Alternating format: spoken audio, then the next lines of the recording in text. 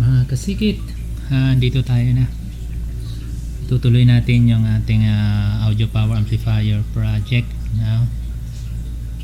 Andito na yung ating final circuit.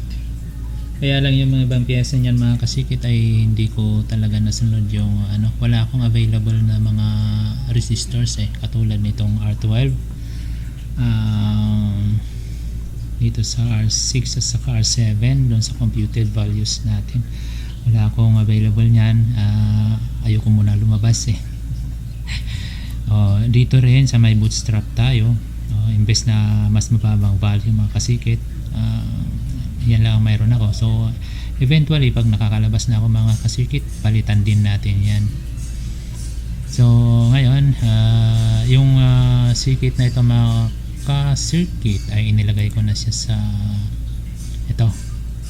nalagay ko na siya sa saan ko nalagay? Dito sa may perforation board mga ka-circuit. So makikita nyo tong resistor na yan. Sabi ko nga sa inyo wala akong mga available na mga resistance.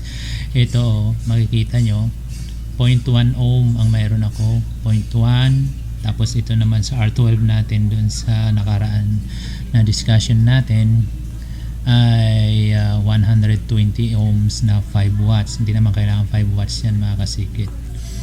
So ito muna ang lagay natin dito So ito yung R12 na sinasabi ko, 220 dapat yan. Wala ako niyan.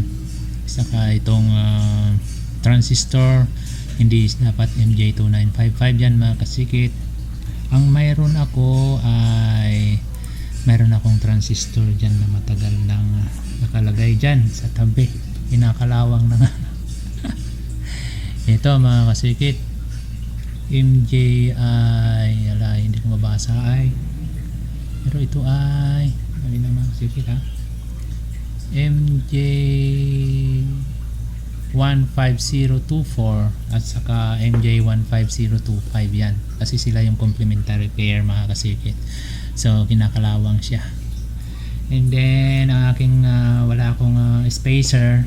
So wala tayong spacer, gumawa tayo ng spacer na PCB perforated board din siya mga kasikit. Ito nilagay ko siya. Dalawa. And ito yung soldering sa likod. Talagang magulo yan mga kasikit. Tapos yung layout na ginawa ko mga kasikit ay hinalintulad ko rin doon sa may schematic natin Kung makikita nyo against dito sa diagram natin, yung Q1 and Q2 natin yan ay actually itong dalawang to mga kasikit. Then yung yung isa na nandun, itong Q4 mga kasikit ay nandito siya. Ito mga kasikit. So kung tutuusin kung paano pagkaayos ng layout dito sa schematic diagram mga kasikit, yun din ang ginawa ko dito sa may in-assemble natin dito sa perforated board mga kasikit. So dito yung Q5 at saka Q6 mga kasikit yan. So makikita nyo rin yung Q9 dito siya, Q9 yan yung ating bias mga kasikit, bias spreader controller yan, ito. And then yung wait lang mga kasikit ito yung RV1. Yung RV1 dito natin ina-adjust kasi yung bias mga kasikit ay nandyan siya, ito siya yan. So in-arrange ko lang ng ganyan mga kasikit para maayos yung pag nagkaroon tayo ng troubleshooting mas madaling hahanapin. Tingnan mo lang dyan sa diagram, alam mo na kung asan yung posisyon. Tulad nito mga kasikit, ito yung C1, ito yung R10 at saka R9, and dito rin yung R8 at saka R2. So pare-parehas lang ang pagka-layout niya mga kasikit, ano? Yan, saka dito. Yan. Yung LED nandiyan, nandito rin siya. Okay mga kasikit. So subukan nating i-power on ito, no? Para makita natin kung paano siya magpe-perform.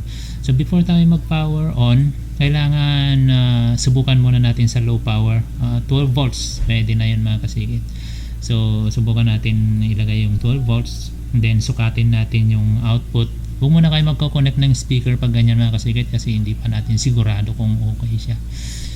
Okay, so balik natin, ano, ikakabitan natin ang power supply. Tingnan natin kung below 1 volt. So dito ako sa ito yung output mga kasikit. So makita natin yung 0.1 to 0.2 volts mga kasikit. Okay yan mga kasikit. Probably maayos yung sikit natin. So kakabit ko ngayon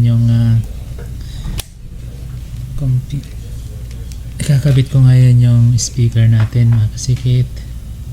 Ito yung terminal. Ito yung makita. Ito yung terminal ng speaker. So ikakabit ko siya.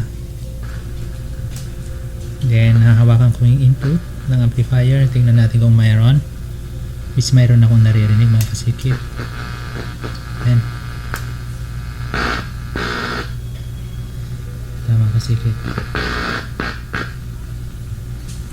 So operational na mga kasikit yung ating amplifier.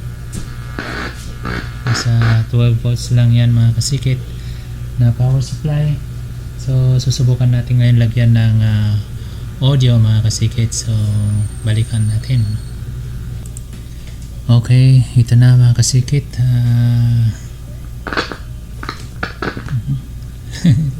Lagyan natin ng music.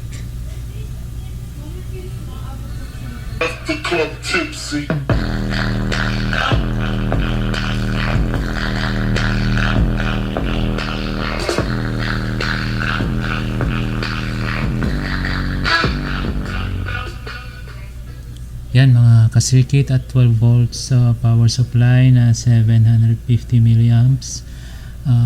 Okay naman. Sa susunod na video mga kasikit, ilagay natin yung tamang power supply niya at i-check natin yung gaano kalakas siya. Magsukat tayo ng power pagkatapos nun mga kasikit para malaman natin kung talaga bang nilalabas niya yung 50 watts mga kasikit. So hanggang sa susunod na video, sana abangan nyo mga kasikit. Salamat sa panonood.